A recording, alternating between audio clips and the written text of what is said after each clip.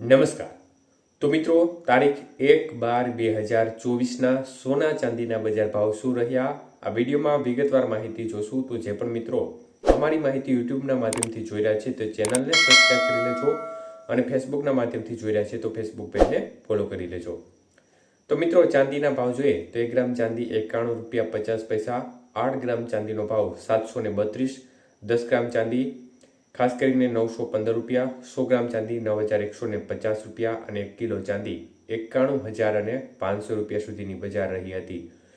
તો મિત્રો, ખાસ કરીને વાત કરીએ ચાંદીના ભાવ વિશે તો 1 કિલો ચાંદીના ભાવમાં ખાસ કોઈ આજે મોમેન્ટ જોવા મળી નહોતી અને બજાર એકંદરે સ્થિર રહી હતી. તો 22 કે સોનાના ભાવ જોઈએ તો 1 ગ્રામ સોનું ₹7,150, 8 ગ્રામ સોનાનો ભાવ ₹57,200, 10 ગ્રામ સોનાનો ભાવ ₹71,500 અને 100 ગ્રામ સોનાનો ભાવ ₹7,15,000 સુધી રહ્યો હતો. તો મિત્રો, ખાસ કરીને આજે 22 કે સોનાના 100 ગ્રામના ભાવમાં ₹1,000નો ઘટાડો જોવા મળ્યો હતો. તો વાત કરીએ આજના 24 કે સોનાના ભાવ વિશે તો મિત્રો, ખાસ કરીને 24 કે સોનાનો 1 ગ્રામનો ભાવ ₹7,800, 8 ગ્રામ સોનું આજે ₹62,400, 10 ગ્રામ સોનાનો ભાવ આજે 78,000 અને 100 ગ્રામ સોનાનો ભાવ ₹7,80,000 સુધીની સપાટી પર રહ્યો હતો. તો મિત્રો, ખાસ કરીને આજે 24 કે સોનાના 100 ગ્રામના ભાવમાં ₹1,100નો ઘટાડો જોવા મળ્યો હતો. જ્યારે વાત કરીએ આજના 18 કે સોનાના ભાવ વિશે તો મિત્રો, 18 કે સોનું આજે 1 ગ્રામનો ભાવ ₹5,850, 8 ગ્રામનો ભાવ ₹46,800, 10 ગ્રામનો ભાવ ₹58,500 અને 100 ગ્રામનો ભાવ ₹5,85,000 સુધી રહ્યો હતો. તો મિત્રો, ખાસ કરીને 18 કે સોનાના 100 ગ્રામના ભાવમાં ₹800નો ઘટાડો જોવા મળ્યો હતો.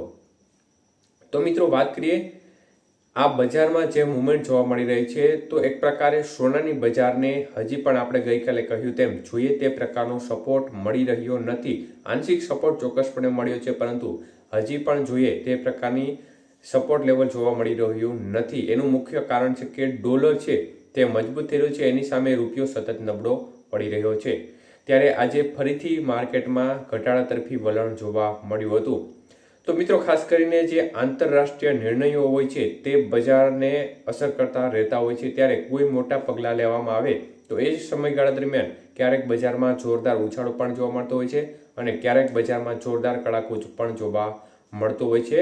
એટલે જે આ બજાર છે તે વિવિધ આંતરરાષ્ટ્રીય પરિબળોને આધાર રાખતી હોય છે અને આજે આંશિક એવો ઘટાડો જોવા મળ્યો છે સોનાની બજારમાં. જોકે આ ઘટાડો છે તે ખૂબ સામાન્ય ઘટાડો ગણી શકાય, કારણ કે આનાથી કોઈ સામાન્ય જનતાને રાહત ના થઈ શકે.